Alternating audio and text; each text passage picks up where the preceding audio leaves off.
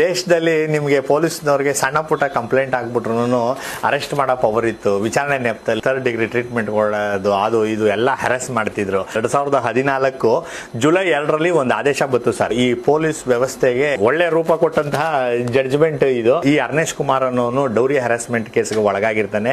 ಅವನು ಮತ್ತು ಅವನ ಕುಟುಂಬದವರಿಗೆ ಬಿಹಾರ್ ಪೊಲೀಸ್ ಅವರು ತೊಂದರೆ ಕೊಟ್ಟಿರ್ತಾರೆ. ಅದರ ವಿರುದ್ಧ ಇದು ಸುಪ್ರೀಂ ಕೋರ್ಟ್ ಮೆಟ್ಲತ್ತಿರ್ತದೆ. ನೋಡ್ರಿ, 3 ರಿಂದ 7 ವರ್ಷದ ಒಳಗಡೆ ಇರೋಂತಹ ಪನಿಷ್ಮೆಂಟ್ ಏನಾದ್ರೂ ಅಫೆನ್ಸ್ ಇತ್ತು ಅಂದ್ರೆ ಅವ್ರಿಗೆ ನೀವು ಒಂದು ಸೆಕ್ಷನ್ 41A ಒಳಗಡೆ ನೀನ್ ಸಮಜಾಯಿಷಿ ಕೊಡು ಅಂತೇಳಿ ಮೊದಲಿಗೆ ನೀವು ನೋಟಿಸ್ ಕೊಡಬೇಕು.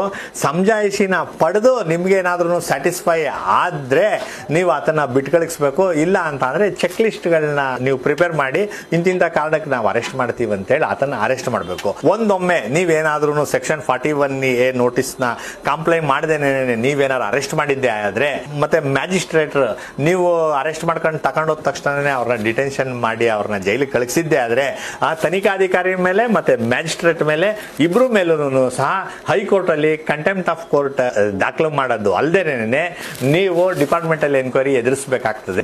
FIR ರಿಜಿಸ್ಟರ್ ಆದ 2 ವಾರದ ಒಳಗಡೆ ಅವ್ರಿಗೆ ನೋಟಿಸ್ ಕೊಡಬೇಕು. ನೋಟಿಸ್ ಕೊಟ್ಟು ಸಮಜಾಯಿಷಿ ಕೇಳಬೇಕು. ಸಮಜಾಯಿಷಿ ಕೇಳಿ ಆಮೇಲೆ ಚೆಕ್ ಲಿಸ್ಟ್ ಆಧಾರದ ಮೇಲೆ ಅವ್ರನ್ನ ಅರೆಸ್ಟ್ ಮಾಡಬೇಕೋ ಬೇಡವೋ ಅನ್ನೋದನ್ನ ಇವರು ಡಿಸೈಡ್ ಮಾಡಬೇಕು. ಏಕಾಏಕಿ ಇವ್ರನ್ನ ಅರೆಸ್ಟ್ ಮಾಡಿ ಜೈಲಿಗೆ ಕಳಿಸೋದನ್ನ ತಡೆದಿದ್ದು ಅರ್ನೇಶ್ ಕುಮಾರ್